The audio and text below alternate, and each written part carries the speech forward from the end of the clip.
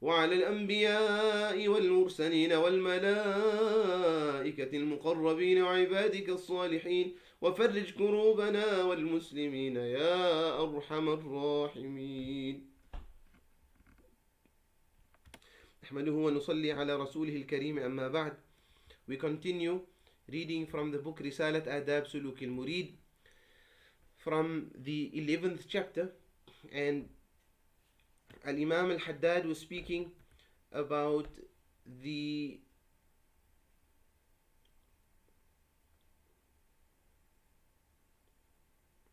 Imam al-Haddad was speaking about the how to attain the ma'rifah and the openings from Allah subhanahu wa ta'ala through perseverance and through thanking Allah subhanahu wa ta'ala, through making shukr to Allah subhanahu wa ta'ala for His infinite favors. And he says that the beginning of the path is one of difficulty. It is one of striving. It is one which weighs the person out, and it tires him, and it is intense in terms of his sacrifices and the efforts that he has to put in. But the end result and the consequences of that is beautiful, and it is sweet, and it is enjoyment, and it is happiness. So we've dealt with that part of the chapter last night, alhamdulillah. We continue in the same chapter, but we're reading the second paragraph, and it says واعلم أن النفس تكون في أول الأمر أمارة تأمر بالشر وتنهى عن الخير فإن جاهدها الإنسان وصبر على مخالفة هواها صارت لوامة متلونة لها وجه إلى الطمأنينة وإلى المطمئنة ووجه إلى الأمارة فهي مرة هكذا ومرة هكذا فإن رفق بها وسار بها يقودها بأزمة الرغبة فيما عند الله صارت مطمئنة تأمر بالخير وتستلذه وتأنس به وتنهى عن الشر وتنفر عنه وتفر منه. He says that the possessor, or he starts when he says that the nafs, the person's nafs, his lower self, or some describe the nafs to be so scholars differ what is the nafs. Is it the soul? Is it the spiritual heart? Is the heart different to the soul, and is the soul different to the nafs, the lower self? Is the self and the heart and the soul two different things, or is it one thing? And the intellect, is it one and the same thing, or is it different? Some scholars differ, like Imam Ghazali explains how the difference between each other, and some say it is all musammayas for the same thing. When we speak about the intellect, we don't speak about the head or the brain, the physical aspect of it, the brain cells and the actual brain. We speak about the intellect and that sense of reasoning, that sense which is able to distinguish between that which is right and that which is wrong. Is it within the heart, or is it within the mind? Does that sense of distinction between that which is right and which is wrong, which is good and which is bad, does it happen within the heart or within the mind? Some scholars say it's within the mind. Others say in Tawheed they also discuss it, like the Ash'ari, they say it is within the heart, and then they present proof that is within the heart. إن لهم قلوب لا يفقهون بها, they have hearts which they cannot perceive with, and some other the proofs that does not come to mind now. But نعم, so they would establish that that part of the intellect and the ability to reason is within the heart and not in the mind. Others say no, it is within the mind. Some scholars would say no, that the heart, and the heart, when we say the heart, we don't mean the physical heart again, the organ, which is the qit'atun lahmiyatun, which is the flesh or the meat or the actual organ itself, but we refer to that heart that is the ability to understand and to perceive and to love and to dislike and to comprehend and to see that which is good, foresight, for example, inner sight, those type of things. That is the aspect of the heart that we speak about. And then the nafs, and then the soul. But whether they are different, or whether they are the same, or whether they have commonalities, there are certain commonalities between them, but in essence they are different things. This is not really important to us at this juncture. What we need to know is that the nafs itself, whether it is the aspect of the heart or the soul, or it is the spirit, by itself, by its nature, it incites that which is evil. تأمر بالشر. It incites that which is evil. وتنهى عن الخير. And it forbids, and it forbids the person to do that which is beneficial and good. So generally, what this means is the nafs will always incline towards evil, and it will always have a disinclination towards good. Evil and haram will be easier for it, and good will be more difficult for it. When Allah subhanahu wa ta'ala created Jannah, Allah subhanahu wa ta'ala told Jibreel, have a look at the take a peek in Jannah. It comes in the Musnad of Imam Ahmad and others. So when he looked in Jannah, he says, Ya Allah, there will not be a single slave of yours except that he will enter, he would end up in Jannah. And then Allah subhanahu wa ta'ala took, he then placed all the difficulties around Jannah, makari, things that are disliked, things that people don't like to do by nature, by default. People don't like to. It's difficult to stand up, to break your sleep, to stand up for Salatul Fajr, for example, or for Salatul Tahajjud. It is difficult to sit in classes of knowledge. It is difficult to fight yourself to pick up the Quran. It is difficult to fast, whether it is Ramadan or Sunnah fast, even more difficult. So generally, the good is, it's difficult doing it. So Allah Ta'ala surrounded Jannah with that which is difficult. Trials, tribulations, tests, having sabr, endurance on ibadah, endurance on calamities, etc., etc. Then Allah Ta'ala says, oh Jibreel, have a look at it now. When Jibreel looked at it and he saw the surroundings of Jannah, he said, oh Allah, I fear that no one will enter Jannah. I fear no one will enter Jannah. Then Allah Ta'ala took him to Jahannam. And Allah Ta'ala said, look at Jahannam. And then we looked at Jahannam, he says, oh Allah, I fear that no one will end up. He says, oh Allah, I don't think anyone will end up here in Jahannam, would want to end up in Jahannam. And then Allah subhanahu wa ta'ala surrounded Jahannam with everything that is beautiful. Not beautiful, rather everything that is attractive to the self. Because in reality it's not really beautiful. How beautiful can it be if the end result is Jahannam, like Imam Haddad says, لا خير في لذة من بعدها النار. There is no beauty and goodness in any enjoyment, or any types of enjoyment, if the end result is going to be Jahannam. So it's not beautiful. Allah surrounded the fire with enjoyments, with that which is with people enjoy and they are attracted to. And then Allah Ta'ala told Jibreel alayhi salam, look at it. And then when he looked at it, then he says, oh Allah, I fear that no one will escape Jahannam. Oh Allah, I fear that no one will escape Jahannam. Because it is so attractive that it leads you there. And Jannah is so difficult that the makari, that which surrounds Jannah, meaning that which you need to pass, the paths that you need to take in order to reach there, it is difficult. So for the lack of a better example, you have two roads, and two roads lead to a destination. The one road, it's a beautiful road. It's a beautiful road. It is enjoyment and everything, and it's greenery, and it is the ocean, and it's the mountains. The other one just a dry road. Nothing, just desert or sand or nothing. It is everything just difficult. People are more inclined to take this road because it's more scenery, it's more enjoyment, more beauty. That road of beauty and attractive, or of enjoyment and attractiveness, the end of it is Jahannam.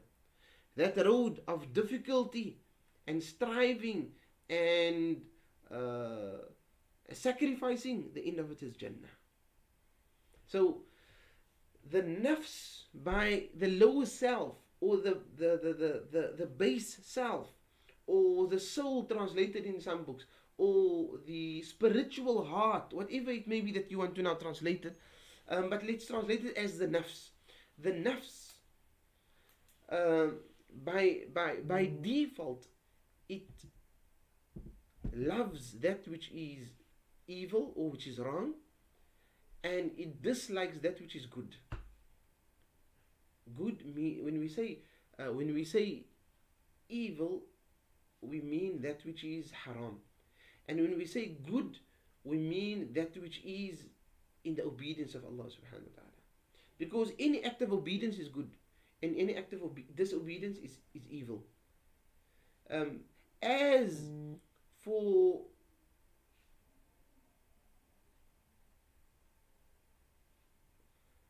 the way the person or rather, let me ask a question: can one overcome this default rule of a person generally inclining towards doing haram and disinclining towards doing good or acts of obedience? This general rule, is it static? Is it static, or is it something that a person can alter and amend and change? No, it's very much amendable, and it's very much changeable. It can be changed and it can be altered. And that is the beauty of our deen of Allah subhanahu wa ta'ala. Allah created us, and Allah created us with the potential of changing either to good or to bad. It is for you to decide which path you want to take. So how do you change this? This is known, this nafs, which is the default nafs, is known as al-ammara bis-su. Al-ammara bis-su. Ammara, it is different to amara. Amara is a sign. Ammara is one that constantly commands. Something that constantly commands, or one that constantly commands. So he says ammaratun bisu, one that constantly commands and inclines and enjoins to that which is su, evil. After the person sacrifices, and after the person strives, and with constant perseverance and striving, and perseverance and striving, and perseverance and sabr and striving, that ammara gradually decreases. Its intensity decreases, and it decreases, and it decreases. And the way it decreases is that the bad traits and the evil qualities of the heart that it has, it diminishes.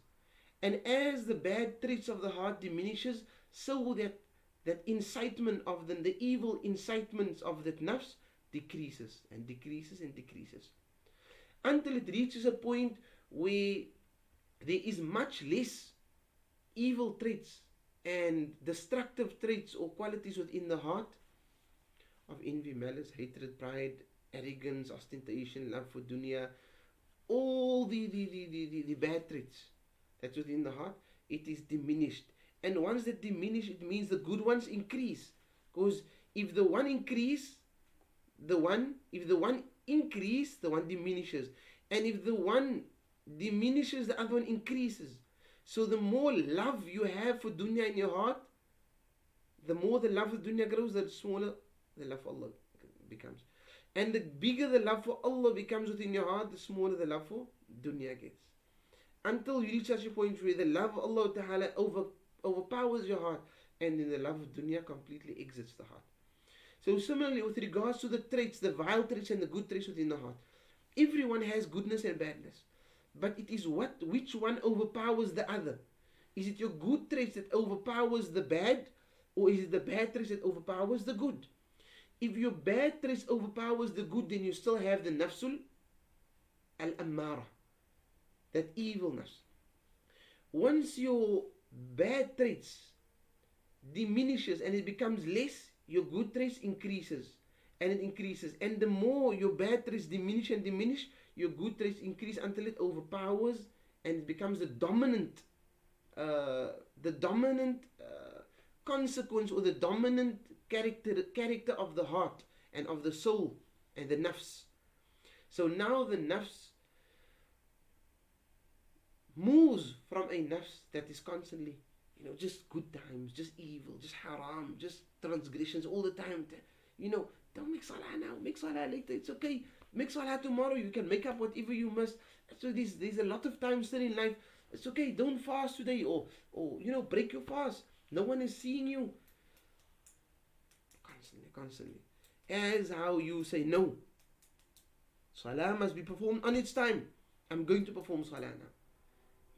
No, fasting is compulsory. I must fast, or else Allah Ta'ala will punish me. You don't need to give zakah. Zakah is compulsory. Why don't you? You don't have to listen to your parents when they speak to you. They old and they forgetful, and they no. Allah Ta'ala's love is attached to the love of the parents, and His pleasure is attached to the pleasure of the parents. If my parents are pleased with me, if I'm obedient to them, then Allah is pleased with me, for as long as their obedience is not leading me to disobey Allah Subhanahu wa Ta'ala. So the more you fight, you know what? That person is such an arrogant person. That person, and now you're speaking. You're not telling you.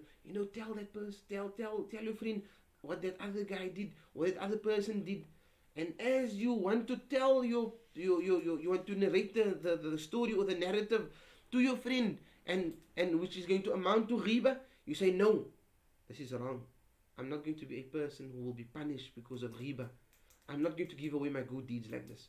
I work hard for my good deeds, and I will not give away my good deeds to someone else. As that goodness increase within the heart, the evil diminishes, until the nafs now no longer constantly incites that which is only evil. Now the nafs starts becoming a blame. It starts taking a blame worthy nafs. It blames its companion. It is known as النفس اللوامة. لا أقسم بيوم القيامة ولا أقسم بالنفس اللوامة. Your nafs starts blaming you. Why did you do that? You know it's wrong. You shouldn't have done that. Every time you do something wrong, then your nafs blames you. It doesn't disregard now what you did of wrong and tell you to do another wrong. No, it rebukes you and makes you feel guilty for the wrong that you have done. And that, if the person follows that and he makes tawbah and istighfar, then he gradually moves out of that phase. He moves out of it. And as he moves out of it, he increases in good traits. He decreases in bad traits, until his nafs becomes known as a nafsul mutma'innah. A nafsul mutma'innah. So we have the nafsul ammara. We said a nafsul ammara to be su is the one that constantly instigates that which is instigates evil and incites wrong. Then we have a nafsul lawama, the instigating, or the nafs that rebukes its person or its companion. And then you have the nafsul mutma'innah, which is higher than both. So you have nafsul lawama, the lower one, and then lawama, and you have nafsul mutma'innah, which is the highest, according to some scholars, or majority of them, which is nafsul mutma'innah is the highest. And nafsul mutma'innah is known as the contented soul. The contented nafs. Ya ayyatuhan nafsul mutma'innah. Oh, contented soul. And nafsul mutma'innah is the one, it is opposite to the nafsul ammara, the first one. This one, the lawama is in the middle. Do good, and sometimes it incites that which is wrong. But when it incites wrong, it blames the person for doing wrong. So it brings you back. After you know that guilty feeling, many of us, we have a bit of the nafsul lawama within us. You know, that guilt that you experience. If you don't experience any guilt after a transgression or after something wrong you did, then it is indication that you did not reach the nafsul lawama. And if you experience guilt, then based on the amount of guilt that you experience would indicate whether you have reached at the nafsul lawama or whether you are still between you're still between the cycle of moving from the nafsul ammara to the nafsul lawama. And then you can, then once the guilt and the rebuking and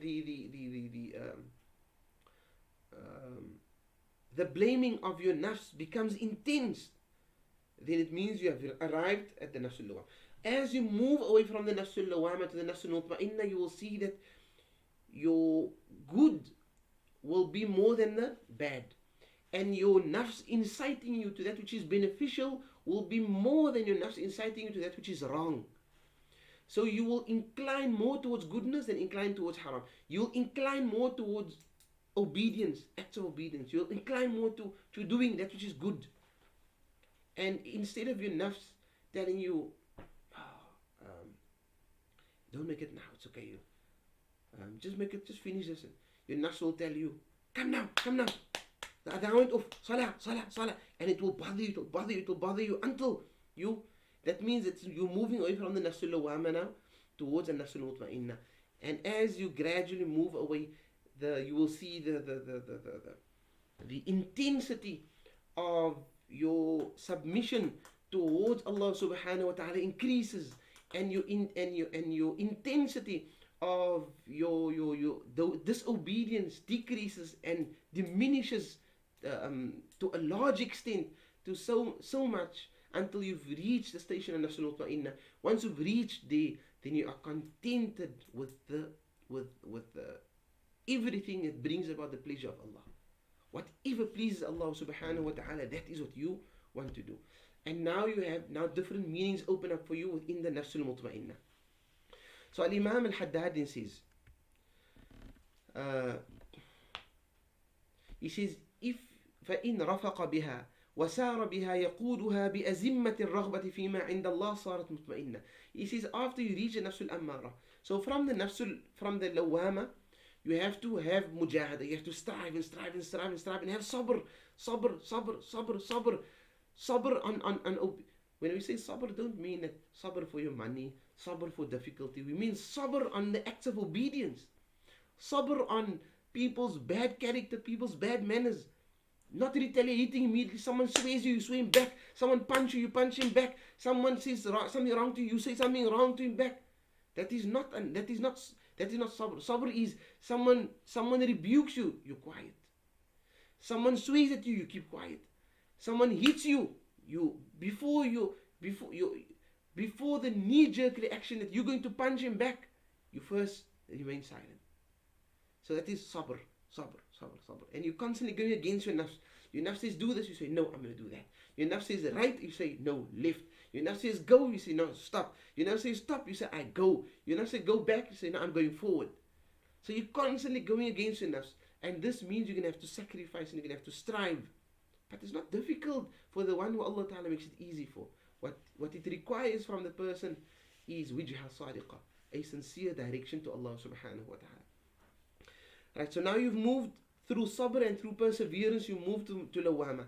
After you've reached lawama, now you need to move to al-mutma'inna, which is the higher level.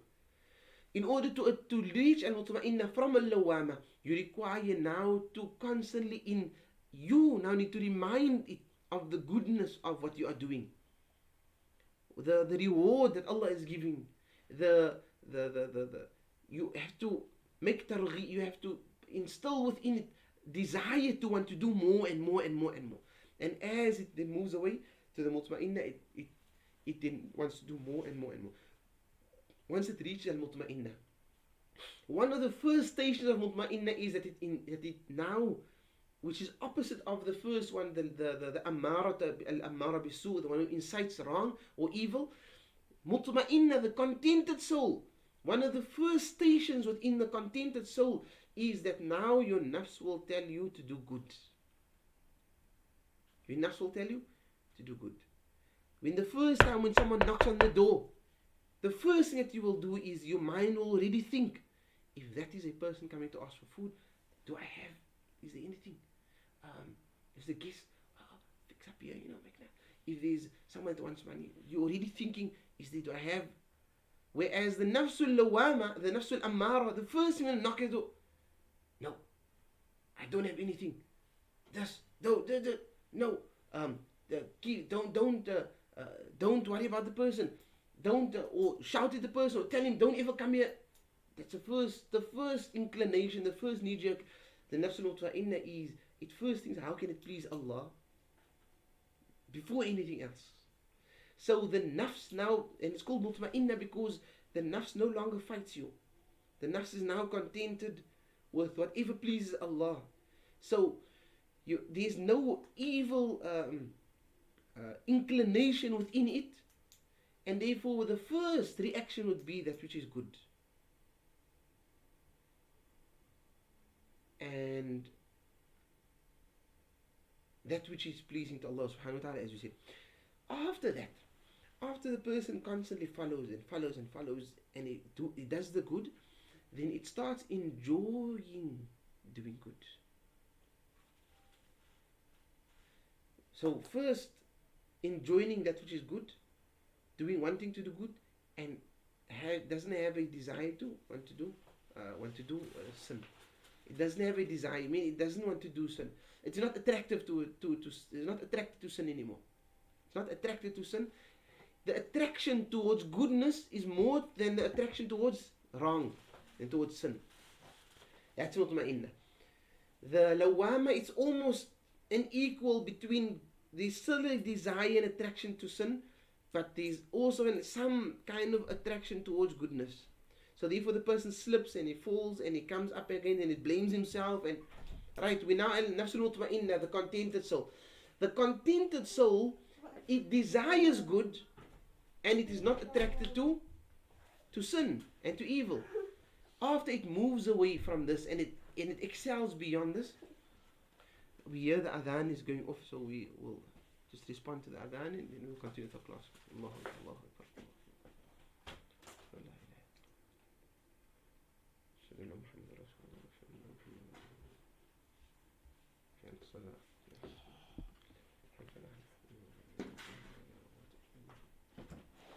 Allahu Akbar, Allahu Akbar. La ilaha illallah, Muhammad Rasulullah. اللهم صل على سيدنا محمد وعلى ال سيدنا محمد. اللهم رب هذه الدعوه التامه والصلاه القائمه على سيدنا محمد سيد الفضيله والشرف والكرامه واحد المقام محمود الذي اعطيه الرحمن الرحيم. رب اغفر لي ولوالدي رب اغفر لي ولوالدي رب اغفر لي ولوالدي. اللهم نسألك العفو والعافية والمعافاة الدائمة في الدين والدنيا والآخرة. وصلى الله على سيدنا محمد وعلى آله وصحبه وسلم. So we said that the nafsul mutma'inna is the contented soul. Now the contented soul moves away from the nafsul lawama. It now enjoins that which is good and it forbids that which is wrong. It forbids that which is wrong. We will just inshallah try and conclude with this.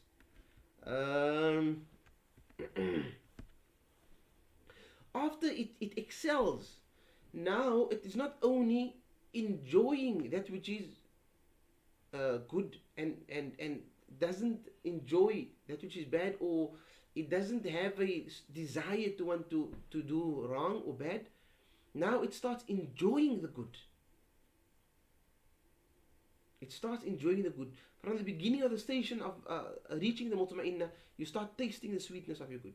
But as you excel within the ranks of al-mutma'inna, that sweetness, that enjoyment increases, and it increases, and it no longer becomes just a taste. It now becomes an overwhelming sense. After an overwhelming sense, it becomes a sense of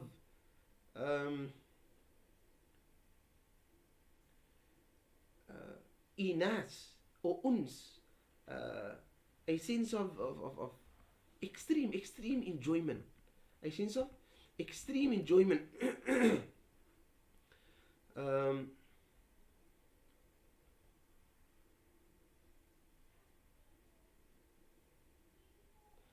So after finding this enjoyment, then it excels. No longer now it's only taste. It has a beautiful taste to it. It's enjoyable, and it tastes nice. Not a taste that is in the tongue. The taste of the heart is much more intense than the taste of the tongue. Our teacher said that the soul, in terms of its ability to interact with its senses, is much more greater than the physical body. The physical body, we are limited in terms of our taste to our tongue, and we're limited in terms of our smell to our nose, and we're limited in terms of our eyes, of seeing through our eyes, and we're limited in terms of our hearing through our ears. The soul doesn't have eyes, and the soul in its entirety can see. All of it, its entirety, the ability to hear, it's much more, it has a much more audible and a strong sense of hearing, a stronger sense of tasting. It doesn't require mouth to taste, because everything of it has the ability to taste. And he gave an example, numerous examples. I think maybe might not be the appropriate platform to go into that now, for that will delay us some more, but maybe we can speak about it at some other time, inshallah. So just imagine the soul. It has an intensified ability to taste much more. Its taste is much more sensitive and much more accurate and much more greater than the taste of the physical body. So now, and it does not enjoy it doesn't find enjoyment when eating food and drinking nice and cuisines, the different types of cuisines. That's not that brings enjoyment to the soul. The soul finds enjoyment when it now performs ibadah. So that becomes like its food.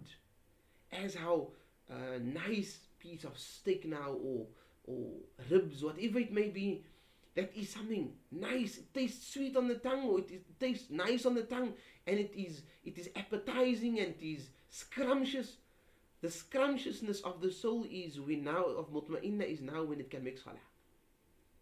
When it can now stand in tahajjud. When it now makes dhikr. Oh, there is nothing like that. After the sweetness, it is now extreme enjoyment. After enjoyment, you have what is known as after uns, you have, it is known as Allahumma salli ala Sayyidina Muhammad wa ala Sayyidina Muhammad. It is where the person reaches a state and he can't see himself without it, ecstasy. He reaches the state of an ecstasy. You know what? The drug, when it takes you to that level of ecstasy, you can't imagine yourself not living without cigarettes. How? I can't. I need it. I crave for it. I can't imagine myself living without alcohol, without a beer. How's life without it? I can't. I crave for it. Wal-iyadu billah. May Allah save us. The person can't imagine what life must be without his whatever it is that he's intoxicated to, right? Now, the soul now becomes like this. But the ecstasy that it finds, it is within the acts of obedience. All the goodness. So the soul can't imagine what it must be with life without salah. For that person now, he says, I can't imagine if there was no salah in my life. I'd rather want to die. That is in the best part of life, is when I can make salah. Wow, what must have been for these people that are not fasting? I don't understand. That is in the best part. I wait a whole year to fast 30 days continuously. That isn't so amazing. And that is the type of state that I'm just trying to draw a picture. Maybe the examples I'm using are not appropriate, but just to give you a sketch of what it is for a person who lives in that state and that frame of mind.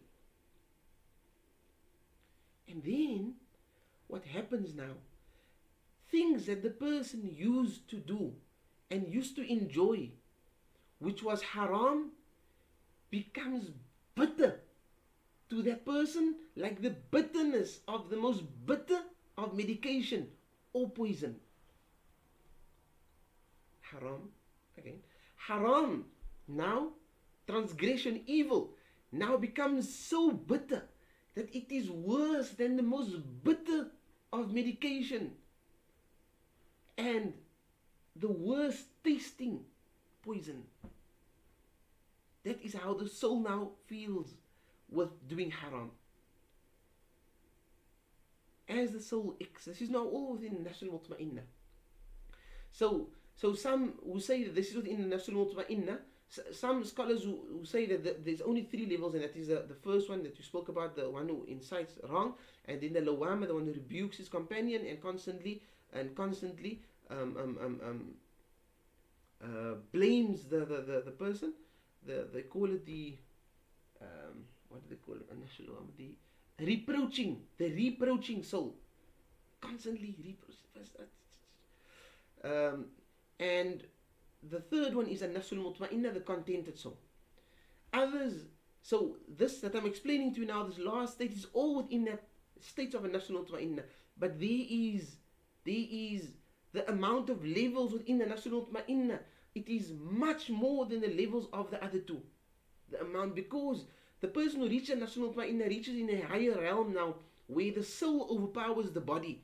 And the soul, as we said, it in terms of its capabilities, it is much more greater than the body. Because the soul comes from Allah, and the body comes from clay, comes from earth.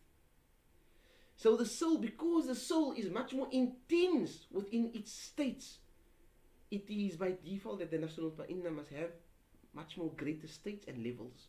So it is much more broader. And those who say that there's more levels than a nafsul mutma'inna, they add another 2. They would say a nafsul radiyah and a nafsul mardiyah. And I take that also from the ayah, this ya ayatu nafsul mutma'inna, or contented soul, irji'i ila rabbiki, return back to your Lord. Radiyatan mardiyatan, one that is pleased, a soul that is discontented. Now a soul that is not anymore content, it is pleased, and mardiyah, that is being pleased by Allah subhanahu wa ta'ala. Mean Allah, that I'm pleased with Allah, but now I'm pleased with Allah and Allah is pleased with me, and I'm receiving my pleasure through Allah's pleasure upon me. It is higher realms. May Allah ta'ala grant us to reach such levels, and even a nafsul lawama up until a nafsul mutma'inna. So, a nafsul mutma'inna now, the person is on a level, and we said that he starts enjoying goodness. He starts finding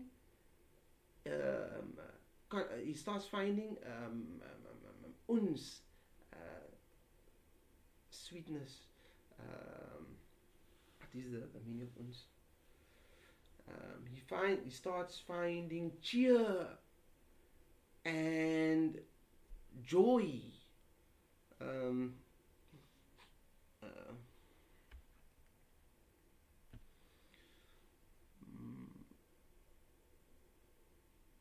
See, I'm just looking at the English translation here. Come, serene. Pleasure. It's finding its pleasure and comfort. It's translated here as comfort. But it's much more than comfort. Uns, it is a great sense of it's an enhanced sense of enjoyment. We just find uns, it is just complete tranquility, and it is just serenity, and it is amazing, and it is beautiful, everything that is nice. Now it moves in beyond that into a state of ecstasy. After, when it reaches that state of ecstasy, sin, it's not even something appealing to it anymore. Something which is makruh, it is something that is bitter on the tongue. Even makruh, something that is disliked, like not haram, makruh. For example, standing and drinking, entering the bathroom with your right foot and exiting with your left foot, drinking with your left hand, not saying Bismillah when you drink. Those type of things. Everything opposite to the sunnah. That is makruh. It is bitter. It doesn't even want to see something. It doesn't want to go close to it. And over and above that, if it excels beyond that, then even actions which are permissible now becomes bitter. Eating, drinking, sleeping. Now it doesn't eat anymore because it lusts for that. It enjoys that. It eats because it knows that through my eating, I can stay up tonight in tahajjud. It sleeps because it knows through sleeping, I will feel more power and more vigor and I'll be more energetic when I'm in my ibadah. Afterwards, it is not a desire anymore. Oh, I lust, I lust. It's a lekker slap now. It's not liquor anymore. Then it's going to be, I'm feeling a bit tired. I don't want to sleep. I don't really want to sleep. But I'm just going to sleep just a little bit, just to take the tiredness away. Like a person that is busy watching a movie and is forcing his eyes and he don't want to miss. But he needs to go to the bathroom. But he don't want to miss this match. This is the last 30 seconds now. And he's watching and he don't want to miss it. He needs to go to the bathroom. Okay, I'm gonna go to the bathroom and I'm just gonna, because if I'm not going to be able to enjoy my match liquor. So he goes and he runs to the bathroom, he finishes, and he comes and says, that's now enjoying it. That is how it becomes. That the soul now starts becoming restless when it is not obedient to Allah. And it is generally always obedient to Allah. So when is it, I'm eating, I'm drinking, I'm going to the bathroom, I have to sleep, I have to work. These things now creates a sense of restlessness within the nafs, and it becomes bitter because it is keeping me away from something greater, and that is the obedience of Allah subhanahu wa ta'ala. We have gone way over our time, and we apologize for that. Please excuse us for that, and we ask Allah subhanahu wa ta'ala to grant us to reach these stations of the soul, national mutma'inna, the contented soul, inshallah. And may we taste what it is that the Salihin and the Awliya taste. Ameen Rabbil Alameen. In the acts of ibadah, in the acts of worship. I remember that so I was just reminded now again that there's a question that I needed to answer. Someone asked that if they have, we were speaking about the Salatul Tahajjud, etc., and then someone asked that if they have salahs that they need to pay in of previous years, but they also want to maybe perform Salatul Tahajjud, will they be able to perform that Salatul Tahajjud? They paying in the salah with the same intention that it is Salatul Tahajjud. We said generally Salatul Tahajjud is any salah that is performed at night, and we said that for as long as it is performed at night, it would, after a sleep, it would be Salatul Tahajjud. So if you perhaps are repaying your qada, or you're doing your qada, or you're paying in your salahs that you missed at night, after you had sleep, maybe you wake up an hour before Fajr, and now you're paying in your whatever you had missed, then you that would, without even, some scholars say yes, you can make intention. Others say it's not even required, because it automatically becomes tahajjud, because it is that part of the night. So it would form as you are performing salat tahajjud. In our Shafi'i text, the scholars speak about that salat tahajjud, by example, ويحصل بفرض ولو بقضاء أو بفائتة. You say that even if you perform salatul, you're performing fard, like or another, something that you took an oath, and you said, I take an oath by Allah, if Allah Ta'ala make me, if Allah grant me this job, if Allah Ta'ala grant me to make enough money to go for Hajj, then I'm going to perform 10 rak'ahs for the sake of Allah. So now Allah Ta'ala grants you enough money, and you're now accredited, and you go for Hajj. Or I take an oath by Allah, if I get accreditation for Hajj, then I'm going to make 100 rak'ahs shukr to Allah. So now you get accreditation, you get the SMS. So now you need to fulfill that nadhr. It is compulsory, you need to fulfill that nadhr. Now you fulfill that oath, and you're now making it the last part of the night before Fajr. You say every day I'm going to make X amount of rak'at. So that automatically also becomes part of your tahajjud, although you're paying it in. Something which is wajib that you're paying in, like a nadhr and a fa'ita, something that you missed, you're paying it in, but that also forms part of your salat al-tahajjud. What you also just need to be wary of is that salat al-tahajjud generally is preferred 2 rak'ahs. Because the Prophet ﷺ said, like the Shafi'is will say, in the Shafi'i school says that Salatul Layl is best performed 2, because Rasulullah ﷺ said Salatul Layli mathna. The Salah of night, the night Salah should be performed in sets of 2. So therefore you perform Salatul Tarawih will be 2, and the Salat Tahajjud will be 2. So, and even your witr, we perform a witr 2 and then 1 after that, because Salatul Layl mathna. So if you're paying for Fajr, if you're paying in Fajr, for example, then it would be right, because you'd be performing 2. If you're performing Dhuhr, for example, then you can't perform 2 and then Iqtilam and again 2. So it will be 4. So that would, but it, inshallah, we ask Allah Ta'ala to accept, inshallah, the person's intention for wanting to perform Salat Tahajjud and wanting to perform Salat Duha, etc. And may Allah Ta'ala accept all the intentions that he makes with it. Ameen ya Rabbil Alameen. Wa sallallahu ala Sayyidina Muhammadin wa ala alihi wa sahbihi ajma'in. Walhamdulillahi Rabbil Alameen.